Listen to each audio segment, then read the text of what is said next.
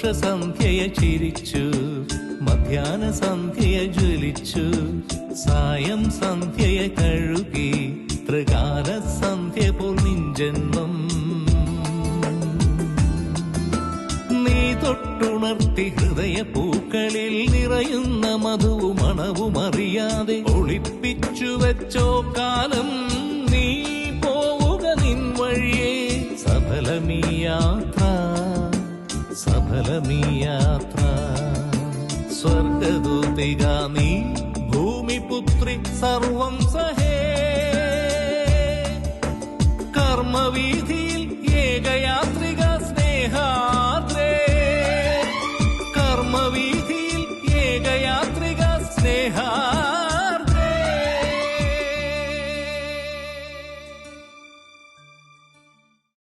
ഭാസ്കര, ഇവളെ കൊണ്ടുപോകാൻ വേണ്ടിയാ ഞങ്ങൾ വന്നത്. മോൾ അമ്മയുടെ കൂടെ വാ, ഇനി ഇവിടെ നിൽക്കണ്ട. വിവരം അറിഞ്ഞു ഓടി വന്നതാ ഞങ്ങള്. നീ എതിർത്തൊന്നും പറയരുത്, നിന്നെയും കൊണ്ടേ ഞങ്ങള് പോകും. അല്ല, ഏത് വകയിലാ ഇവിടെ നിങ്ങക്ക് മോളായത്?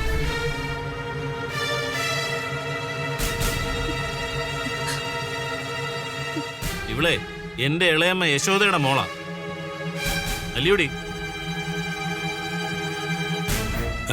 ഭാസ്കരൻ ഇതിൽ ഇടപെടാൻ വരണ്ട. എനിക്ക് നിങ്ങളെ പറ്റി നന്നായിട്ട് അറിയാം. ഈ നിൽക്കുന്നത് എന്റെ മകളാ, ഇവളുടെ അമ്മയാണ് ഈ ശ്യാമള. ഇവളെ കൊണ്ടുപോകാനാ ഞങ്ങൾ വന്നത്. ഓഹോ, ഇത്രയും കാലം എവിടെയായിരുന്നു ഈ അച്ഛനും അമ്മയും?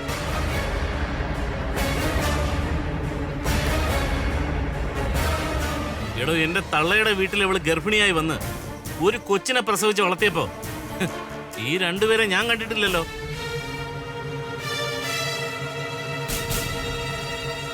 ഇവളുടെ കഥ എന്താണെന്നൊക്കെ എനിക്ക് ഊഹിക്കാവുന്നേ ഉള്ളൂ. എടോ, തന്റെ മോൾ എങ്ങനെയോ പിഴച്ച് വയറ്റിലായപ്പോ നിങ്ങൾ അവളെ കൈ ഒഴിഞ്ഞു. എങ്ങനെയോ പെണ്ണിന് എന്റെ തള്ളയുടെ കൈ കിട്ടിയതാണ്.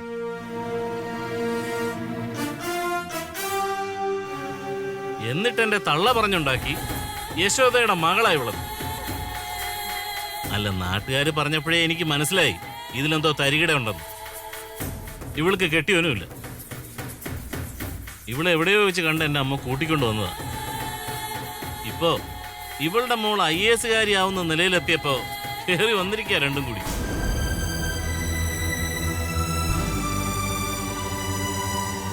എടോ, തനിക്ക് നാണമില്ലടോ, തന്തയാണെന്ന് പറഞ്ഞ് നടക്കാൻ.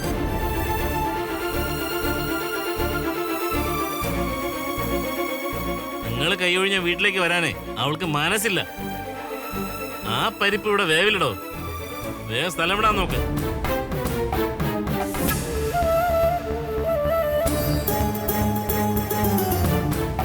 എന്റെ തനി സ്വഭാവം തനിക്ക് അറിയത്തില്ല.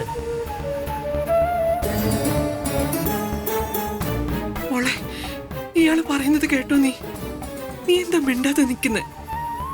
നീ വാ, ഇറങ്ങ. എങ്കിലും നിങ്ങൾ ഇവിടെ കൊണ്ടുപോകുന്ന എനിക്കൊന്ന് കാണണമല്ലോ. രണ്ടിനെ ഇറക്കി വിട് പെണ്ണേ. എടീ, ഏത് നേരത്തിൽ അവള് കയറി വരാം. ഗിരിജ, നിന്റെ മുഖംമൂടിയെല്ലാം കൂടെ അഴിഞ്ഞങ്ങ് വീഴും. എടീ, നിന്റെ മോളെ നീ പിഴച്ചു പറ്റതാണെന്ന് ഈ നാട്ടുകാരെ കൊണ്ട് പറയിപ്പിക്കണ്ടെങ്കിൽ ഈ രണ്ടിനെയും പുറത്താക്കി വാതിലടയ്ക്കാൻ നോക്കും. ഞാൻ ഒരിടത്തേക്ക് വരുന്നില്ല. എന്നെ ആരും അന്വേഷിച്ച് വരരുതെന്ന് ഞാൻ പറഞ്ഞിട്ടുള്ളതല്ലേ?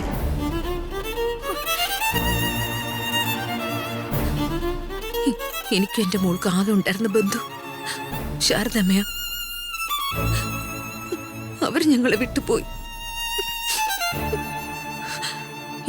ഇനി ബന്ധുക്കളായി ആരും ഞങ്ങൾക്ക് വേണ്ട. ബന്ധുത്വം പറഞ്ഞ് ആരും ഇവിടെ നിൽക്കും വേണ്ട.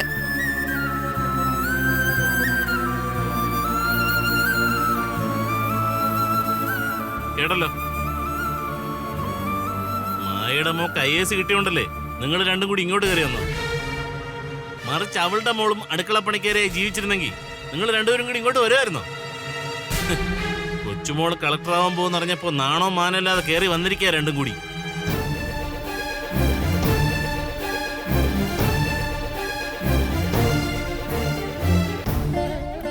കഴുത്തിന് കുത്തിപ്പിടിച്ച് പുറത്തിറക്കണ്ടെങ്കി പെണ്ണുപിള്ളെ കെട്ടിയവനെ വിളിച്ചോണ്ട് പുറത്തേക്ക് പോ.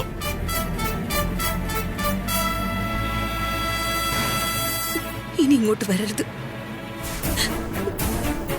നിങ്ങൾ അത്രയും ദയ്യനോട് കാണിച്ചാൽ മതി. മോളെ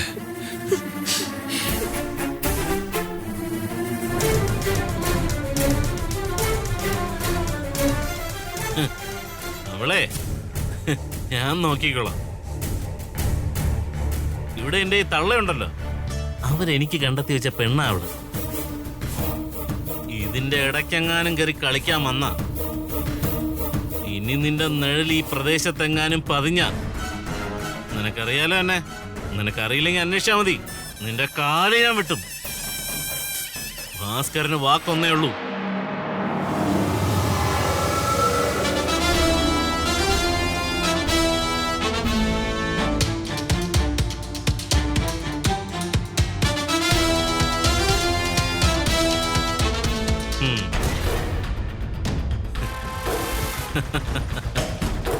ചാവണതിന് മുമ്പ് തള്ള അങ്ങനെ ഒരു ഗുണം ചെയ്തു.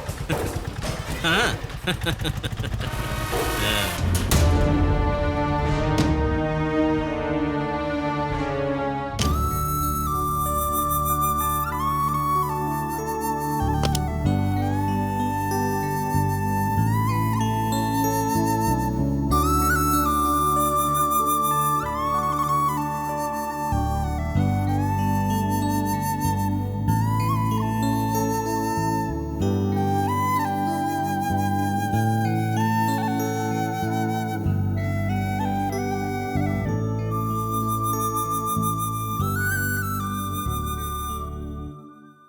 മോളെ, അവിടെ എത്തിയോ?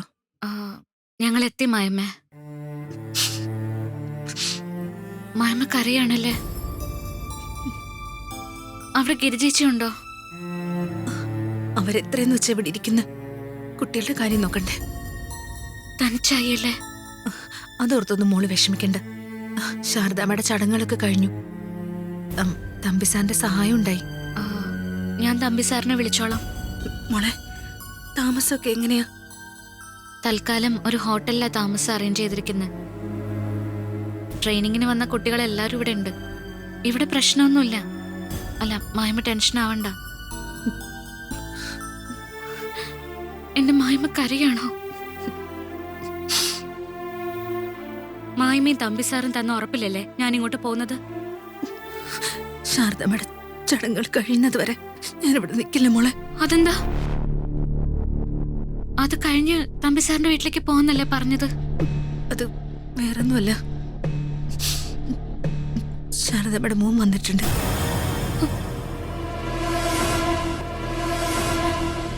അയാള് ജയിലിലല്ലേ? ഇപ്പൊ അയാൾ വന്നിട്ടുണ്ട്. മായമ്മ ഇനി അവിടെ നിൽക്കണ്ട. ഞാൻ ചടങ്ങ് കഴിയുന്നത് വരെ ഇവിടെ നിൽക്കാൻ ആഗ്രഹിച്ചതാ മോളെ. പക്ഷെ ഇനി അത് പറ്റും തോന്നുന്നില്ല. ഞാനിപ്പോ തമ്പി സാറിനെ വിളിക്കാം. മായമ്മ വിഷമിക്കല്ലേ? അയാളെ വിശ്വസിക്കാൻ പറ്റില്ല. ആ, മായമ്മ ഫോൺ വെച്ചോ.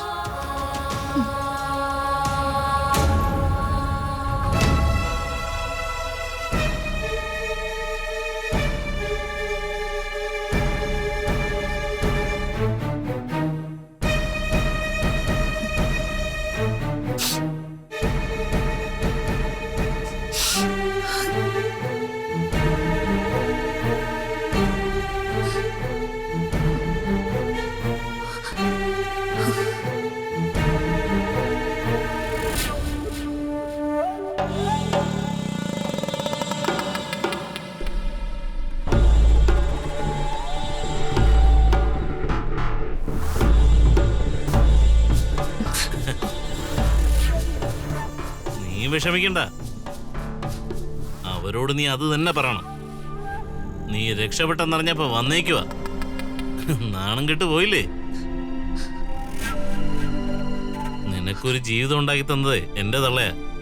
അത് നീ മറക്കരുത് മായ.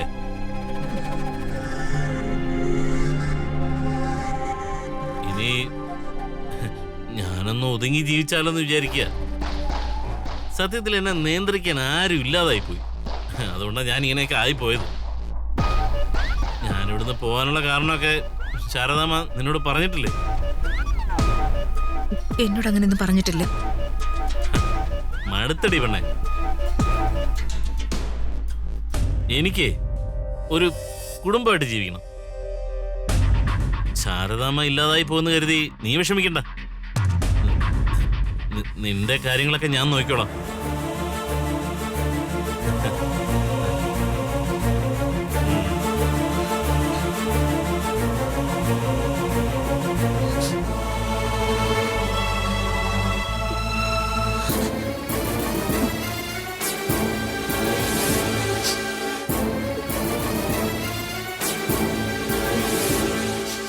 ധൃതി പിടിച്ചൊന്നും വേണ്ടായിരുന്നു.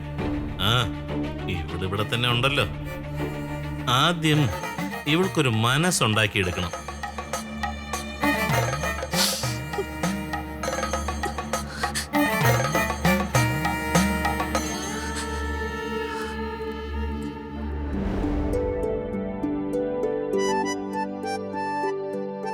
അവൻ വിളിച്ചോ പ്രവീണേ? ആ 10 മിനിറ്റ് മുന്നേ വിളിച്ചിരുന്നു.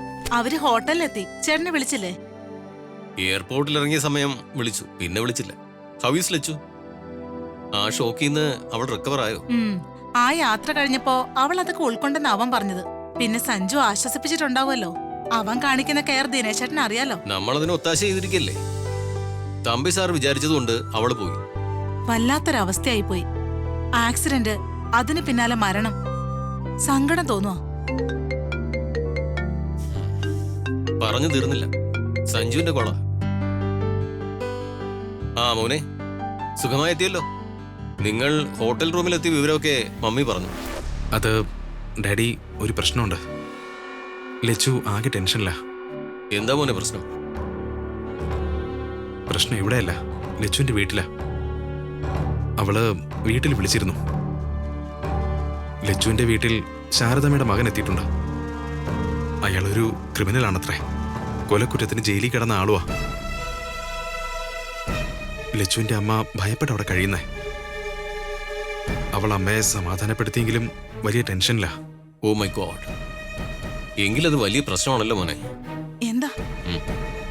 ആ അതെ ഡാഡി, അവളുടെ അമ്മ ഭയന്നിരിക്കുക. അവിടെ ഇപ്പൊ അയാളും അവളുടെ അമ്മയും മാത്രമേ ഉള്ളൂ. അമ്മ മരിച്ചതറിഞ്ഞ അയാൾ വന്നതാ. ഡാഡിക്കറിയാലോ, ആ സ്ത്രീ ഒരു പാവമാ. ഡാഡി തമ്പി സാറിനെ ഒന്ന് വിളിക്കണം. എന്നിട്ട് അവളുടെ അമ്മയെ കൂട്ടിക്കൊണ്ടു പോകാൻ തമ്പി സാറിനോടൊന്ന് പറയണം. ലച്ചു തമ്പി സാറിനെ വിളിച്ചിട്ട് കിട്ടുന്നില്ലെന്നാ പറയുന്നേ. ഡാഡി വിളിച്ചിട്ട് തമ്പി സാറിനെ കിട്ടുന്നില്ലെങ്കിൽ ഡാഡി പോയി അവരെ കൂട്ടിക്കൊണ്ടു വന്ന് നമ്മുടെ വീട്ടിൽ നിർത്തണം. നീ സമാധാനായിട്ടിരിക്കും മോനെ, ബാക്കി ഞാൻ ഏറ്റു. അവളെ പറഞ്ഞ് സമാധാനിപ്പിക്കും. ശരി ഡാഡി. എന്താ ഏട്ടാ അവൻ പറഞ്ഞത്? സംഗതി മറ്റൊരു വഴിക്കാ പോകുന്നേ. ലച്ചുവിന്റെ അമ്മ മാത്രമല്ലേ ആ വീട്ടിലുള്ളൂ. കർമ്മം കഴിയുന്നതുവരെ നാട്ടുകാരുണ്ടെന്നല്ലേ പറഞ്ഞത്? ആ ചുറ്റുവട്ടത്തുള്ളത് നല്ല സ്ത്രീകളാ. കൂട്ടിന് അവരൊക്കെ ഉണ്ടല്ലോ. എങ്കി ഇപ്പൊ കാര്യങ്ങൾ അങ്ങനെയല്ല. മരിച്ചുപോയ ശാരദാമ്മയുടെ മകൻ ജയിൽ പുള്ളിയാ, ഒരു കൊലക്കേസിലെ പ്രതി. അയാൾ ആ വീട്ടിലെത്തിയിട്ടുണ്ട്. ഇപ്പൊ അവിടെ ലച്ചുവിന്റെ അമ്മയും അയാളും മാത്രമേ ഉള്ളൂ എന്ന് അറിഞ്ഞത്. അയ്യോ, അത് കുഴപ്പം ചെയ്യലോ. മിക്കവാറും അയാൾ ആ വീട്ടിൽ നിന്ന് മറ്റുള്ളവരെ പറഞ്ഞു വിട്ട് കാണും. അയാളുടെ ഉദ്ദേശം വേറെയാ. അത് നിനക്ക് മനസ്സിലായല്ലോ. ഇപ്പോഴും ചെറുപ്പമല്ലേ ലച്ചുവിന്റെ അമ്മ. ലച്ചുവിനെ അമ്മയും കണ്ട സഹോദരിമാരെന്നല്ലേ തോന്നൂ. നമുക്ക് എന്ത് ചെയ്യാൻ പറ്റും? തമ്പി സാറിനെ വിളിച്ചു പറയാനാ സഞ്ജു പറഞ്ഞത്. ചേട്ടൻ തമ്പി സാറിനെ വിളിക്കേ, ഇല്ലെങ്കിൽ ഞാൻ വസന്തരെ വിളിക്കാം. വേണ്ട, ഞാൻ തന്നെ തമ്പി സാറിനെ വിളിക്കാം.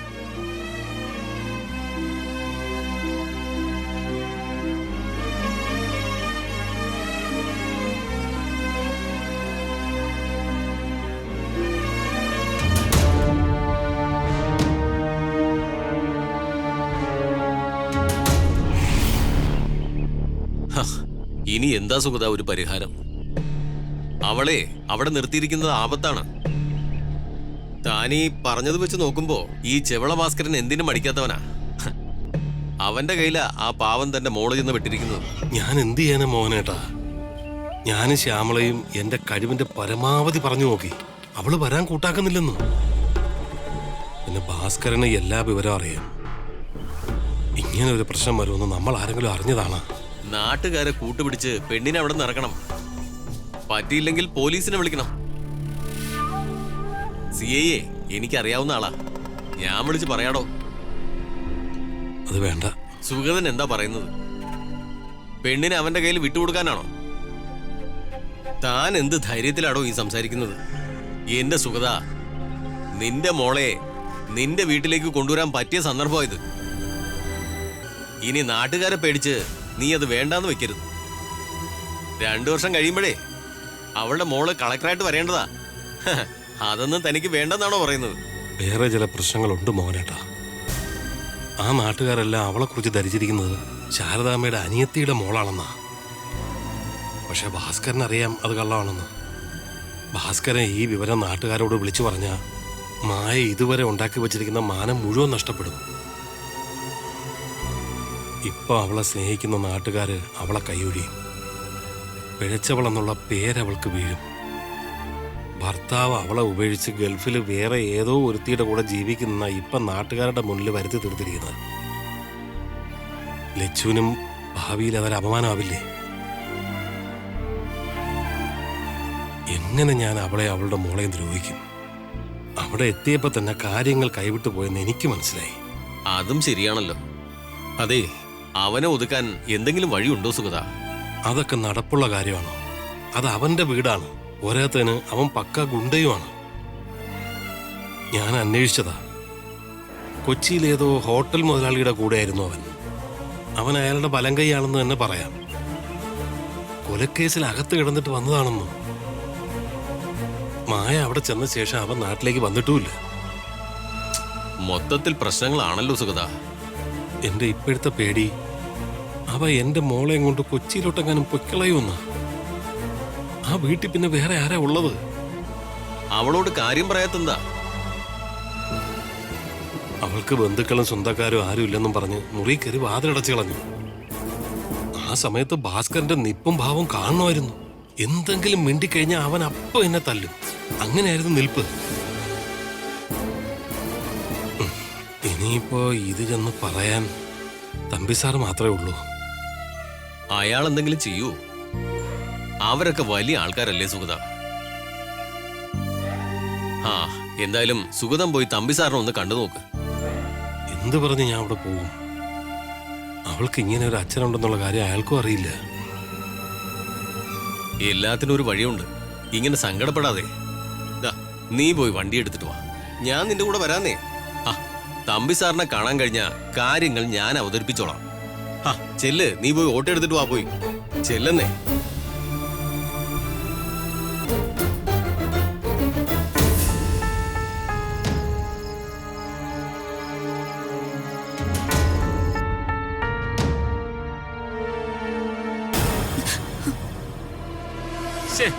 നീ എന്തിനാടി എന്നെ കാണുമ്പോ ഇങ്ങനെ പേടിക്കുന്നത്?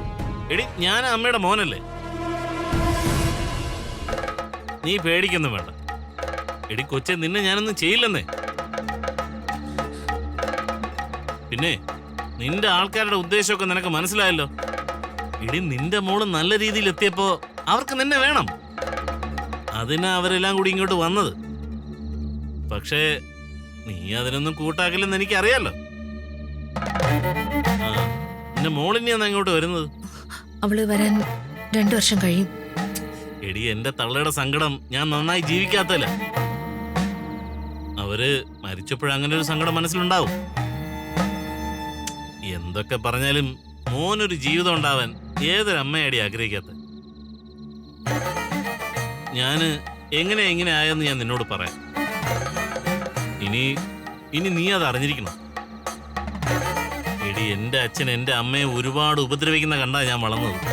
അമ്മയെ തല്ലുന്ന കണ്ടാ എനിക്ക് സഹിക്കാൻ പറ്റത്തില്ല. എനിക്ക് അമ്മയെ വലിയ ഇഷ്ടമായിരുന്നേ. എടി, ഒരു ദിവസം സഹിയിട്ട് അയാളെ തലമണ്ട അടിച്ച് ഞാൻ പൊട്ടിച്ചതാ. എന്നിട്ട് ഞാൻ നാട് വിട്ടു. പിന്നെ കുറച്ചു കാലം നാട്ടിൽ വന്നില്ല. പിന്നെ അയാള് ചത്തു എന്നറിഞ്ഞപ്പോഴാണ് ഞാൻ ഈ നാട്ടിലേക്ക് വന്നത്. പച്ചക്കള്ളം. എടി, കൂലിത്തല്ലും ഗുണ്ടാപ്പണിയായിട്ട് കുറെ കാലം. പിന്നെ ഒരു മുതലാളിയുടെ കൂടെ അങ്ങ് കൂടി. എന്റെ പൊന്നു വെച്ച് ഞാൻ ആരെ കൊന്നിട്ടൊന്നും അല്ല പോയത്. എന്റെ മുതലാളി കൊന്ന കുറ്റം ഞാൻ സ്വയം ഏറ്റെടുത്തതാ. വെറുതെ അല്ല, 25 ലക്ഷം രൂപ കിട്ടി. ആ തുക ബാങ്കിലുണ്ടെന്നേ. ഇനി അതൊക്കെ കൊണ്ട് ഒരു ബിസിനസ് ഒക്കെ ചെയ്തങ്ങ് ജീവിക്കാനാ എന്റെ പ്ലാൻ. എന്നെ ഗുണ്ടയെന്നും കൊലപാതകെന്നും വിളിച്ചവരുടെ മുമ്പില് എനിക്ക് നന്നായിട്ടൊന്ന് ജീവിച്ച് കാണിച്ചു കൊടുക്കണം. ചിലപ്പോ നീ ഇവിടെ വന്നത് അതിനൊക്കെ വേണ്ടിയാകാം. നിങ്ങൾ എന്തൊക്കെയാ പറയുന്നേ? എനിക്ക് മനസ്സിലാവുന്നില്ല. നിനക്കെന്താടി മലയാളം പറഞ്ഞാൽ മനസ്സിലാവില്ല? എടി, നിന്റെ മോളെ IAS എടുത്ത് അവളുടെ കാര്യം നോക്കി പോകും. ശരിക്കും അവള് കളക്ടർ ആവുമ്പോഴേ നീ അവളുടെ ശരിക്കുള്ള സ്വഭാവം മനസ്സിലാക്കാൻ പോകുന്നുള്ളൂ. എടി കൊച്ചെ, നീ ഇവിടെ ഒറ്റയ്ക്കാവില്ല. എന്റെ പെണ്ണായിട്ടെ നീ ഇവിടെ ജീവിക്കും. എടി, നമ്മൾ ഇവിടം വിട്ട് പോവും. അല്ലെങ്കിൽ ഇവിടെ ഉള്ളവർക്കാണല്ലോ ഞാൻ ഈ ഗുണ്ടയും കൊലപാതകയും ഒക്കെ. എടി, ഞാൻ എല്ലാ തരികട പരിപാടികളും നിർത്തി ഇനി ആ പൈസ എടുത്തൊരു ബിസിനസ് ഉണ്ടോ. എന്റെ പൊന്നുമോളെ, നീ ഒരു കാര്യം ഓർക്കണം. ശാരദാമ്മ നിന്നെ കൂട്ടിക്കൊണ്ട് വരുമ്പോ മനസ്സുകൊണ്ട് ഒരു പക്ഷേ അവരിത് ആഗ്രഹിച്ചിരിക്കും. ഭാസ്കരൻ വരുമ്പോ അവൻ ഇവിടെ കെട്ടിച്ചു കൊടുക്കാന്ന്.